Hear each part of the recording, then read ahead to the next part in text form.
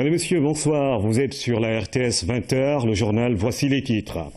Le recouvrement des biens détournés sera poursuivi jusqu'à son terme. Karim Wade et complices qui voulaient obtenir du tribunal arbitral de Paris 27 milliards ont été déboutés. Déclaration du ministre de la Justice face à la presse. Selon dit, le garde des Sceaux parle d'une importante victoire dans le cadre des actions de l'État concernant les biens mal acquis. Il est notre invité dans ce journal. Sidiki Kaba va se prononcer également sur l'affaire Nafingom Keïta. Reboiser pour limiter les effets de la désertification. Dieuppeul, Derklé, Tambacounda, Kaffrine pose l'acte. La journée de l'arbre a réuni les énergies dans plusieurs parties du Sénégal. L'événement a permis de sensibiliser les populations sur le thème de cette édition, le vène menacé de disparition et l'arbre parrain de l'année 2016. Bonsoir et bienvenue à tous. Le Premier ministre Mahammed Boun Abdallah Dionne était ce matin au Tchad où il a représenté le chef de l'État à la cérémonie d'investiture du président tchadien Idriss Déby qui a été réélu à la suite de la présidentielle d'avril dernier pour un nouveau mandat de 5 ans. Sur ces images, justement, les félicitations du président Macky Sall à travers le Premier ministre qui l'a représenté à cette cérémonie d'investiture qui a eu lieu donc à N'Djamena au Tchad. Nous parlons de la journée de l'arbre à Keur-Mbouki dans la région de Kaffrine. Engagement autour de la protection de nos ressources forestières au bénéfice des populations locales. Pour rester dans l'esprit des objectifs de développement durable, autorités et habitants de cette localité se sont fortement mobilisés. Claire Diop. Célébration de la journée nationale de l'arbre en grande pompe à Keur-Mbouki, une commune dans le département de Birkelane, région de Kaffrine. Pour cette édition 2016, le thème choisi est promouvoir une économie forestière génératrice de revenus pour les populations locales et créatrice d'emplois verts dans l'esprit des objectifs de développement durable. L'arbre parrain est le vène. Cette espèce aux nombreuses vertus, dans un passé récent, occupait une bonne partie de nos forêts. Aujourd'hui, elle est menacée de disparition. Ayant une bonne prise de conscience de cette dangereuse menace, nous ne ménagerons aucun effort pour inverser cette tendance avec l'appui conseil du service des eaux et forêts. Le ministre a partagé avec ses acteurs locaux sur la problématique de la gestion de l'environnement, les conséquences des changements climatiques qui entraînent la dégradation des ressources forestières, d'où toute la pertinence de cette journée qui se veut un cadre de partage. Elle a pour but de sensibiliser la population sur l'importance de l'arbre pour son environnement et d'inciter chaque Sénégalais à planter un arbre partout où il a la possibilité de le faire. Comme vous le savez bien, nos potentialités forestières et agricoles sont sérieusement éprouvées par la sécheresse, la salinisation des terres, les feux de brousse, mais aussi et surtout par l'exploitation sauvage et criminelle du bois dans les régions périphériques. La tutelle de souligner également que la région de Kaffrine regorge d'énormes potentialités forestières. En effet, sa population mène déjà depuis très longtemps des actions intelligentes et concertées pour bien gérer et développer son patrimoine forestier. J'apprécie à sa juste valeur les efforts déployés par l'ensemble des groupements féminins de la région, notamment les Amazones du Ndoukoumane. C'est pour cela que l'occasion est belle pour rendre, encore une fois, un hommage mérité et appuyé aux populations de la région de Kaffrine. Les populations de Keur-Mbouki ont réservé un accueil coloré au ministre de l'Environnement et à son homologue de la jeunesse. Cela témoigne l'engagement sans faille pris pour relever les défis énormes face à la menace. Pour donner l'exemple, des arbres ont été plantés. L'appel est lancé pour leur entretien, mais aussi pour la protection de nos ressources, d'où le slogan de cette campagne « Combattons la destruction de nos forêts, préservons-nous ». La journée de l'arbre a été aussi célébrée à Tambacounda. Les amis de la nature et les autorités ont pu sensibiliser les populations sur les effets de la déforestation. Dans le sud-est, c'est le département de Goudiri qui a abrité la cérémonie. C'est cette journée qui lance officiellement le démarrage de la campagne nationale de reboisement 2016-2017. Cette année, le thème choisi est d'une importance capitale. L'arbre parrain l'est encore plus.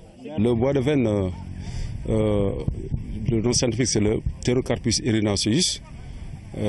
Donc c'est un bois de grande valeur. C'est pourquoi il fait l'objet vraiment d'exploitation clandestine, d'exploitation frauduleuse de grande envergure. Parce que vous savez, si vous parcourez la plupart des menuiseries, donc ils font des meubles à partir du bois de Vène. Malheureusement, ça a tendance à disparaître parce que l'espèce, je viens de le dire tantôt, donc fait l'exploitation d'abusifs et même d'exportation vers d'autres pays. Le Vène est d'un apport considérable pour les communautés de pasteurs avec la fourniture de fourrage d'appoint en saison sèche pour le bétail. L'espèce constitue l'aliment de base pour les éleveurs du Dimanche de la ville de Tambacounda durant une bonne partie de l'année. La plupart des éleveurs du Dimanche utilisent les feuilles de Vène comme fourrage pour nourrir le bétail. Il y a également au niveau des racines, l'arbre enrichit le sol. Et même pour le charbon de bois, le Vène fournit du bon charbon de bois. Malheureusement, les gens pensent peut-être que c'est seulement les comprétacés qui donnent du bon charbon de bois, mais le Vène aussi a ses qualités, sans compter les qualités pharmacologiques. C'est un antioxydant. Le Vène, encore appelé palissandre du Sénégal, en plus d'être utilisé comme bois d'œuvre et bois de chauffe, il a des vertus thérapeutiques.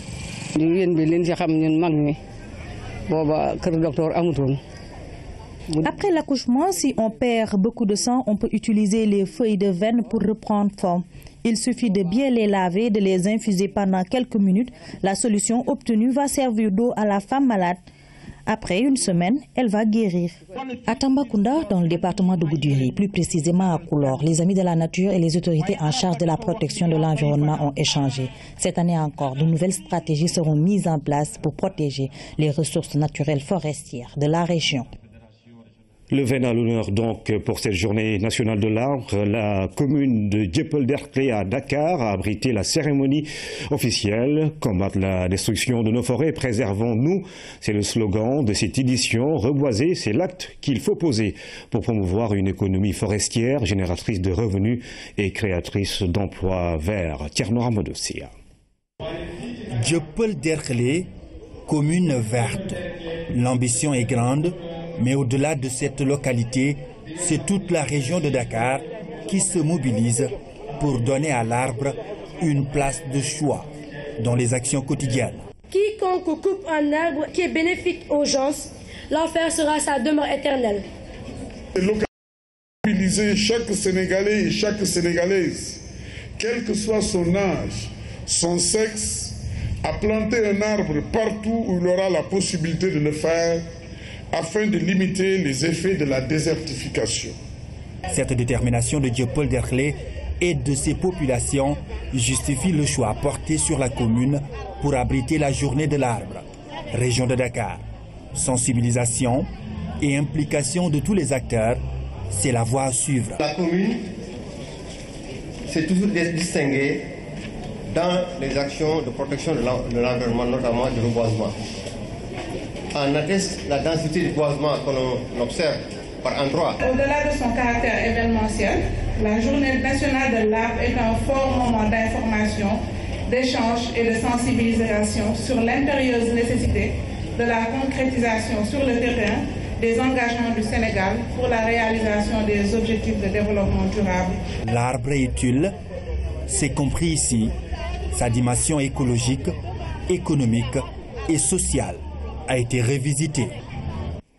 100 millions de francs CFA, c'est l'enveloppe mise à la disposition de la jeunesse de Kaolack. Plus de 50 projets sont financés au profit des jeunes qui avaient déposé justement leur idée à Kaolack. Le ministre de la Jeunesse a inauguré l'antenne régionale de l'ANPEJ, mais le cortège a été momentanément stoppé par des jeunes de la Cogère. Ibrahim Mandong. C'est sur la route qui mène vers le CEDES de Kaolack que la caravane des vacances citoyennes a été arrêtée par des manifestants. Il s'agit d'une partie de la Cogère, la convergence des jeunes républicains. Motif, ils n'ont pas été informés de la venue de la caravane. On n'était pas informés, pas du tout. Pas du tout. Il ne nous a pas impliqués, il ne nous a pas informés. Ce qu'on fait, on le fait pour la jeunesse sénégalaise. Quand on fait de la politique, nous ferons de la politique. Mais mélanger des activités politiques à des activités républicaines, moi, le président m'a dit de ne jamais le faire. Ce que nous sommes en train de faire, nous le faisons pour la jeunesse sénégalaise. C'est pour ça que même des jeunes de l'opposition sont présents. Sur un autre point, les jeunes dénoncent le non-financement des jeunes de la localité. Toutes les jeunes de Kaolack, nous sommes réunis autour de l'essentiel. L'essentiel, c'est que 3 ans, Mambaïnian n'a financé aucun jeune ici de Kaolack, aucun jeune ici de ce département. Pourtant, au conseil départemental de Kaolack, on a procédé au financement de jeunes qui ont déposé leur projet. Une enveloppe de 100 millions de francs CFA pour plus de 50 projets. Nous travaillons depuis longtemps dans le domaine des machines agricoles, la transformation des céréales locales. Cet appui nous va droit au cœur. Nous vous en remercions.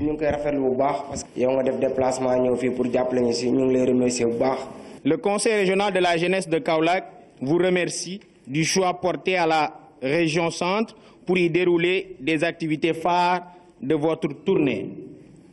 Je veux nommer l'inauguration du poste de santé de Tabangoy, réhabilité par les jeunes, et l'inauguration de l'antenne régionale ANPEJ, suivie de remise de financement aux projets de jeunes sélectionnés. Malgré la manifestation des jeunes, le ministre a tenu à inaugurer l'antenne régionale de l'ANPEJ de Kaolack avant de procéder au financement. Un atelier régional de formation des acteurs de développement de l'artisanat dans l'espace UEMOA se tient à Dakar. L'objectif de cette rencontre est d'améliorer les conditions de travail des artisans. Des mesures importantes seront prises pour faire de ce secteur un levier de croissance à Ouagaï. De nos jours, l'artisanat est un domaine important pour lutter contre la pauvreté. L'artisanat contribue au développement économique et social des États membres de l'UEMOA. Les autorités veulent mettre en œuvre des actions de promotion et de développement du secteur. L'angle sous lequel nous orientons en tout cas ces rencontres, cet atelier de formation, c'est plutôt l'artisanat par rapport au développement durable, par rapport à la maîtrise énergétique et à l'utilisation donc des énergies. Donc vous voyez que ça nous interpelle et ça nous permet de se projeter à l'avenir. Regardez dans nos ateliers, que ce soit des ateliers de mécanique ou d'ailleurs, il est possible d'améliorer en tout cas l'environnement direct. Cette session de formation des acteurs chargés du développement de l'artisanat permettra de mieux valoriser les ressources locales. Il est évident qu'au niveau de la formation déjà professionnelle et technique, nous sommes pour les sciences techniques industrielles, développement durable 2D. Ça, vous ne l'ignorez pas. Et si aujourd'hui l'artisanat, qui joue un rôle essentiel et capital, facteur d'emploi, de richesse, de création de richesse, et que dans un cadre harmonisé au niveau de l'Union, on arrive à créer cet atelier où tout le monde va venir, ils vont être formés pendant 3 jours sur l'environnement, sur l'énergie, dans les activités quotidiennes. Donc c'est extrêmement important. Plus de 20 délégués des États membres de l'UEMOA ont participé à cet atelier thématique régional.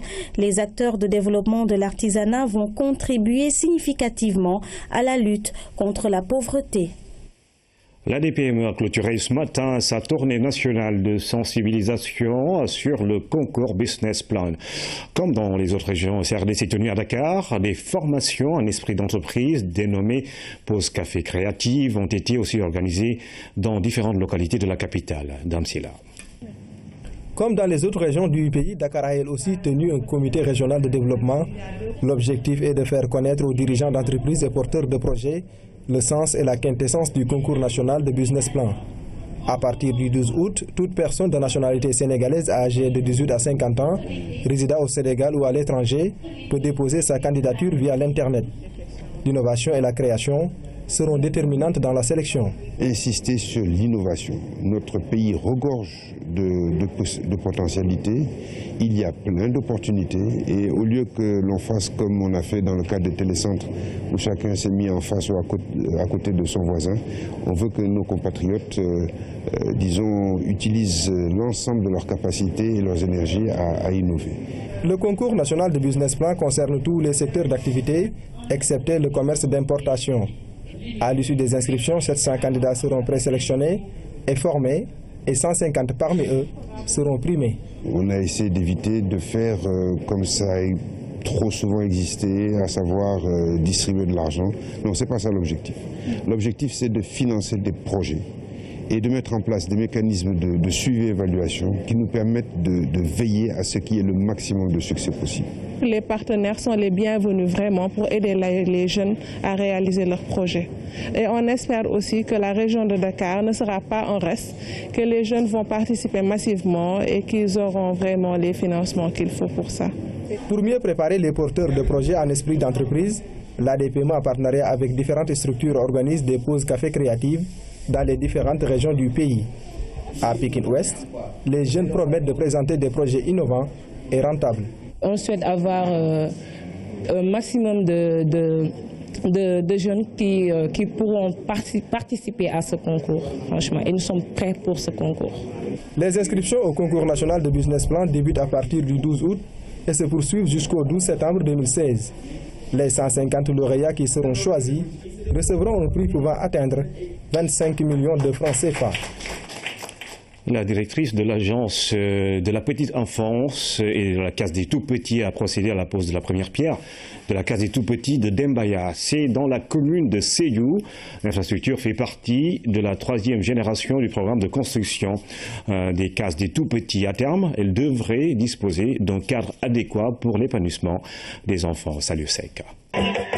À Sédhiou, les populations ont réservé un accueil chaleureux à la directrice de l'Agence nationale de la petite enfance et des cases des tout-petits. Un accueil à la dimension de l'événement. Ici, Thérèse Faye-Diouf est venue poser un acte de haute portée, la première pierre de la case des tout-petits de Dembaya. L'infrastructure entre dans le cadre d'un vaste programme de construction des cases des tout-petits. Ce programme repris en 2013 a permis de réaliser 20 structures, c'est-à-dire 20 cases des tout-petits, et 17 autres seront réalisées cette année, dont celle de Dembaya. À toute la communauté ici présente, je voudrais rappeler que dans sa vision traduite à travers le plan Sénégal émergent, le chef de l'État, son Excellence M. Macky Sall, a élevé le capital humain au rang de priorité. La future case des tout-petits du quartier Dembaya fait partie de la 3e génération du programme de construction des cases des tout-petits. À terme, les enfants du quartier devront pouvoir s'épanouir dans un cadre adéquat. Elle sera dotée de 3 sections ou espaces pédagogiques compartimentés pour les activités d'éveil, d'une direction avec réserve, d'une cuisine pour les activités en nutrition, d'un bloc d'hygiène pour les enfants et adultes, d'un logement pour le gardien, d'une aire de jeu, d'une salle polyvalente où les mères de famille du quartier et environ, encadrés par les animateurs polyvalents et les conseillères familiales, pourront s'y rencontrer au-delà des formations qu'elles y recevront afin de mutualiser et de capitaliser leurs expériences dans la prise en charge de leur progéniture. Je vais vous remercier aussi, vous, pour cet appui, pour cette grande compréhension de la lecture et la vision de l'orientation du chef de l'État, qui a instruit chacun en ce qui te concerne de faire les choses dans le temps, de les faire dans l'humilité, de les faire dans le sérieux, et je vous en remercie. L'infrastructure entre dans le cadre des initiatives prises par le gouvernement pour la modernisation de la ville de Sédhiou. Ainsi, les populations ont saisi cette occasion pour magnifier les différents projets de l'État dans cette partie sud du pays. L'Institut de pédiatrie sociale et la Société sénégalaise de pédiatrie ont organisé une journée conjointe axée sur les pathologies infectieuses. Chez l'enfant, elles constituent une importante cause de mortalité. Parmi ces infections, il y a les ERA, infections respiratoires aiguës, et les gastro-entérites, ou encore les méningites et le paludisme. Les pédiatres redoutent aussi les situations de malnutrition qui font le lit d'autres maladies. Oumar Diawa. Ce sont de grandes personnes qui s'occupent au quotidien de la santé des tout-petits, les pédiatres. Cette 3e édition de la journée de nutrition et de pédiatrie sociale a été couplée à la journée de la Société sénégalaise de pédiatrie. On s'intéresse aux maladies infectieuses chez l'enfant, une vieille préoccupation de santé publique.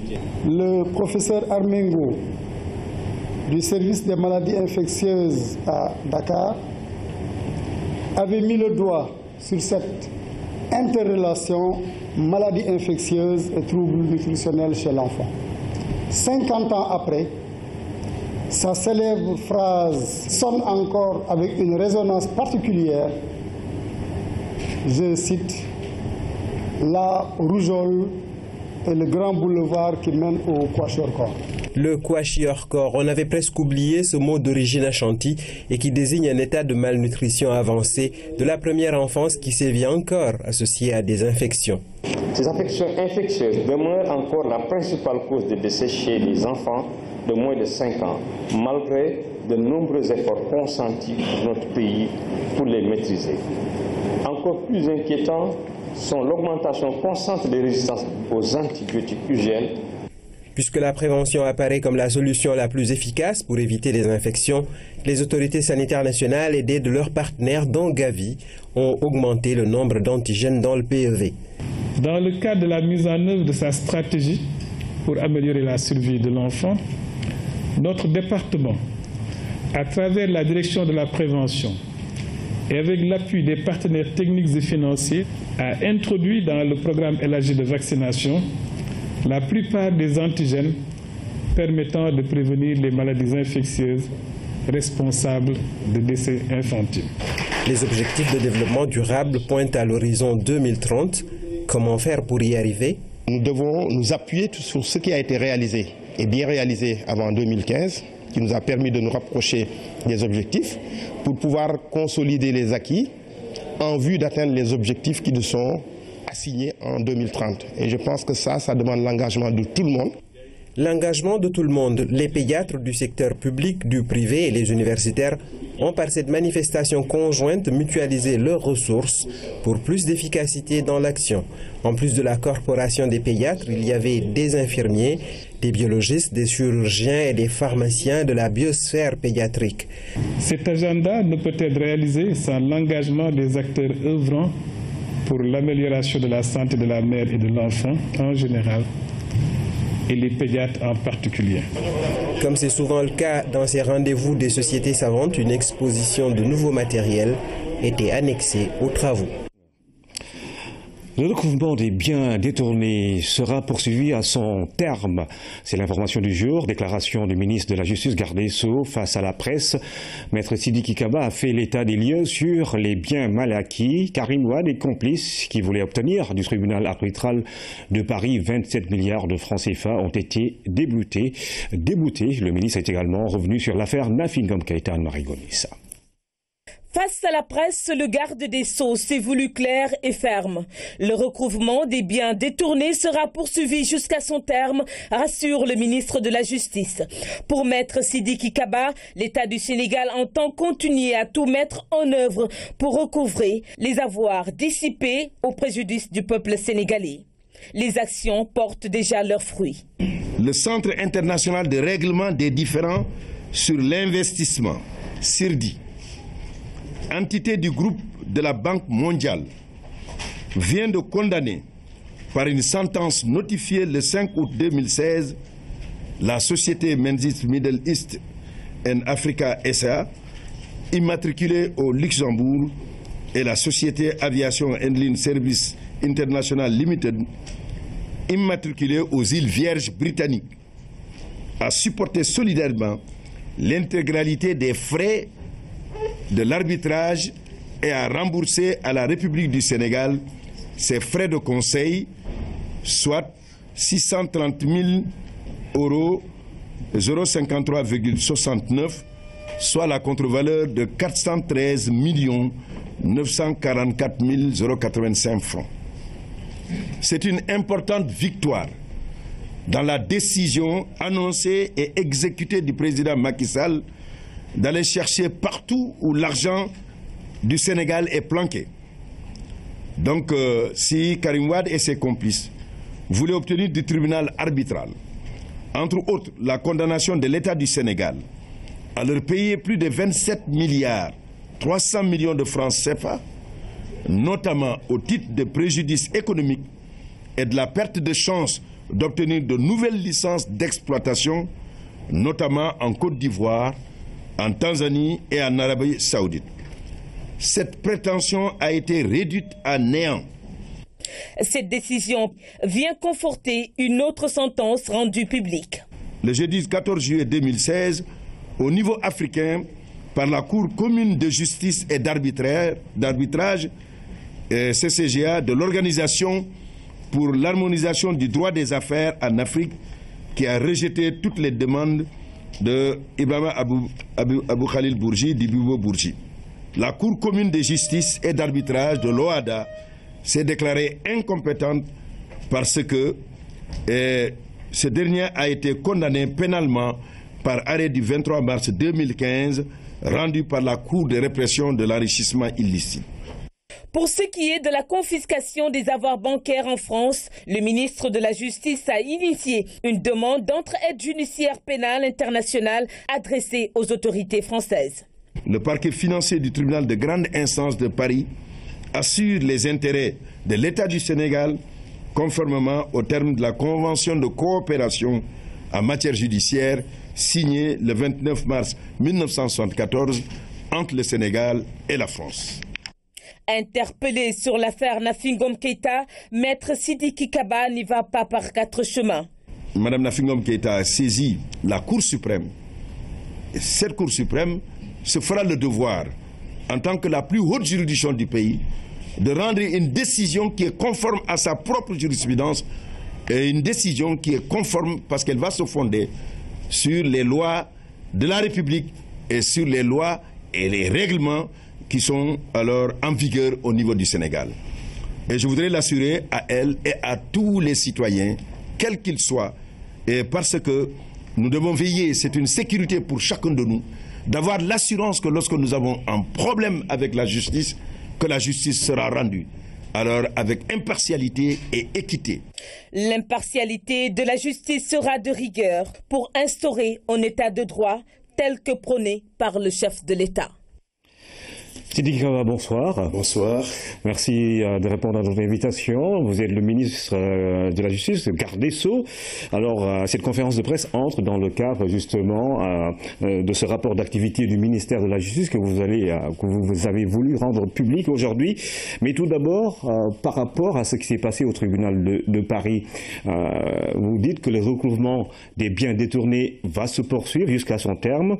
Ça veut dire quoi justement? Cela veut dire tout simplement que le président Macky Sall reste droit dans les définitions de sa politique de recouvrement des biens de l'État, partout où il se trouve. C'est une résolution et elle vient de se traduire en acte.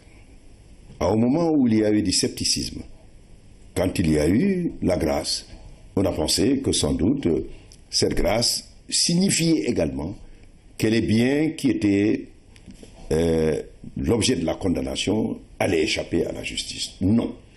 Le président de la République a donné les moyens qui permettent à une équipe d'avocats compétents qui ont eu à se déplacer et qui ont défendu l'État du Sénégal. Je dois dire que cette décision est une décision importante, cette sentence. Elle signifie si elle avait raison.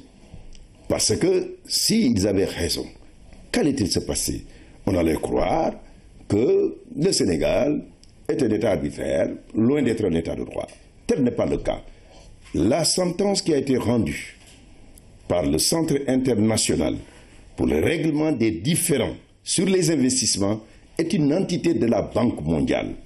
Les milieux d'affaires aujourd'hui reconnaissent à l'État du Sénégal la force de son État de droit, mais également la capacité de ces hommes et femmes qui constituent la magistrature du Sénégal et qui rendent la justice au sein de la CREI, qui est acceptée comme étant une décision qui n'a violé aucun droit.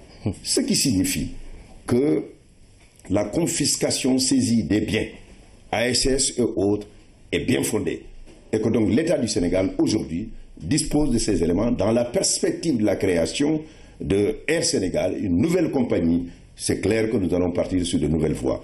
Et c'est ça la volonté du président de la République qui poursuit également à travers les avocats au niveau de Monaco, au niveau de Luxembourg, au niveau de toutes les parties du monde où à l'heure actuelle nous sommes en train de signer encore d'autres accords de coopération pour que partout où il y a ces biens, que nous puissions les récupérer pour les investir, pour la création de centres de santé, pour la création des districts de santé, mais également pour la création des écoles, mais également des hôpitaux, mais surtout aussi pour la création essentiellement des biens d'équipement dans les campagnes. C'est un besoin, et ce besoin-là va se faire avec l'argent qui sera récupéré. Grâce ne signifie pas, évidemment, abandon des poursuites. Cette poursuite se fera d'une façon résolue et déterminée. Alors, quand vous dites jusqu'à son terme, ça veut dire qu'il y a encore des étapes à franchir, justement, dans le cadre du recouvrement des biens mal acquis. Oui, beaucoup d'étapes, parce que vous savez, vous allez découvrir une chose, et cela, le mécanisme a été démonté. Et que pour poursuivre, qu'il n'est pas facile de savoir exactement qui est le vrai propriétaire d'une société que l'on poursuit. Il faut peut-être ouvrir 50 portes pour y arriver. Et la démonstration en est faite à travers cette sentence-là. Donc la coopération judiciaire vise à faciliter essentiellement la recherche des personnes qui ont des biens et qui les ont cachés à travers des sociétés écrans. Et cette perspective, je pense qu'elle débouchera sur du concret. En tout cas, le ministère de la Justice, l'agence judiciaire de l'État, les avocats de l'État, que je félicite au nom du président de la République pour leur bon travail, alors feront ce qu'ils ont à faire.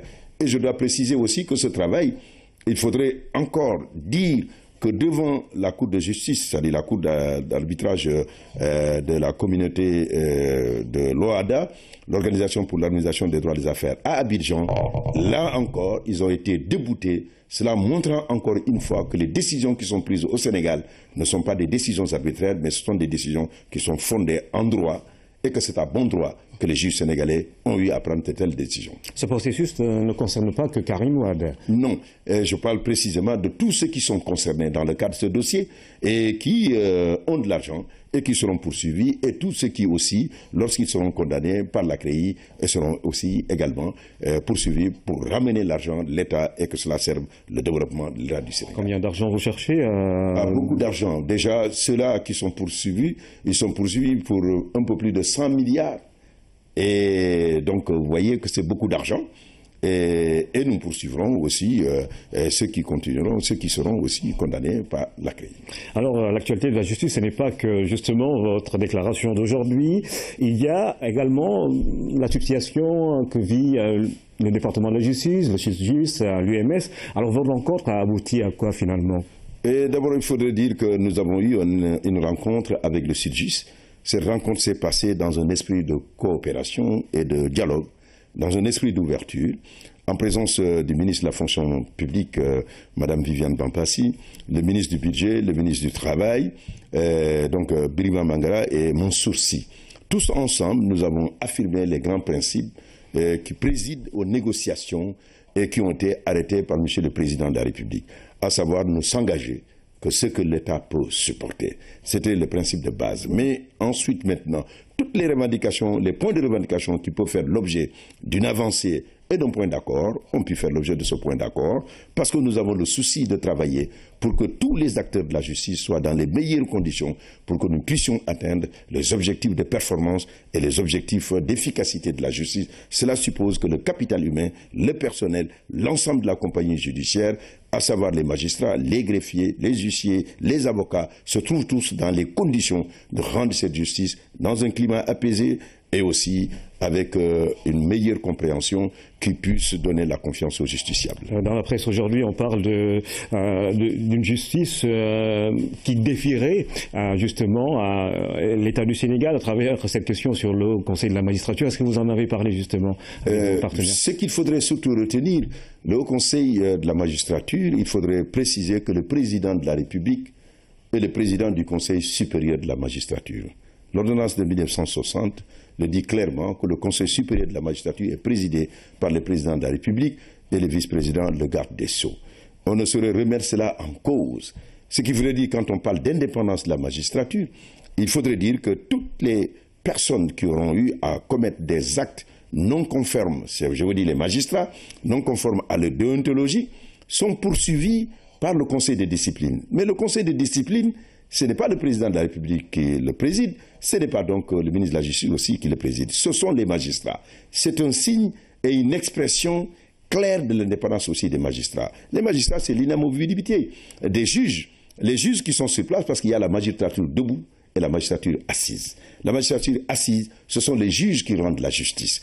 Et cela, pour les faire changer, il faudrait que l'on puisse avoir leur consentement. C'est ce qu'on appelle l'inamovibilité des juges. Et cela n'est possible souvent que pour des nécessités de service.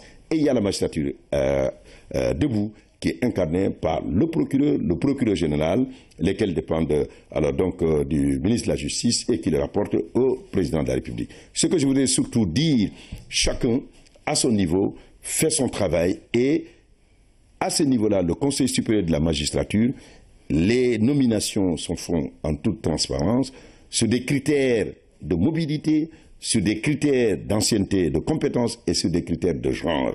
C'est ça qui me paraît être important à dire. Pour le reste maintenant, l'indépendance des magistrats, c'est aussi un état d'esprit. Le président de l'UMS le dit là. Et on ne voudra pas dire que l'État du Sénégal soumet la magistrature. Eux-mêmes ne l'accepteraient pas de dire que la justice est vassalisée, que la justice est sous les bords de l'exécutif. Cela ne correspond pas à la réalité. Il faudrait que la justice soit indépendante par rapport à l'exécutif, par rapport aux puissances d'argent, l'argent roi, l'argent sale, l'argent de la corruption.